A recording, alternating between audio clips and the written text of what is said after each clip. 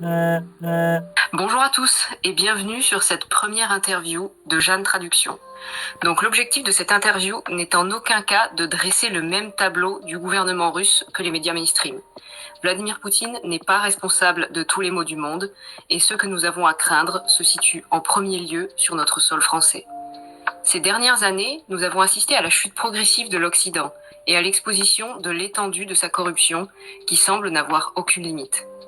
L'OTAN, organe impérialiste par excellence, n'a cessé de croître depuis sa création, allant de provocation en provocation, de plus en plus à l'Est, pour finir par s'illustrer à Maïdan en 2014.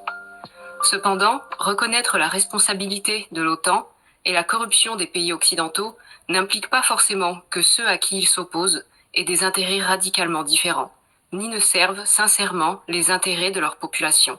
Face à l'agonie du dollar, dont nous ne pouvons qu'honnêtement nous réjouir, ainsi qu'à la mise en péril du nouvel ordre mondial unipolaire, nous est proposé un nouvel ordre mondial multipolaire, dirigé par les BRICS, le R étant celui de la Russie. Comme nous pouvons le voir dans la vidéo du Forum économique mondial, les États-Unis ne seront plus la superpuissance dominante du monde. Une poignée de pays domineront.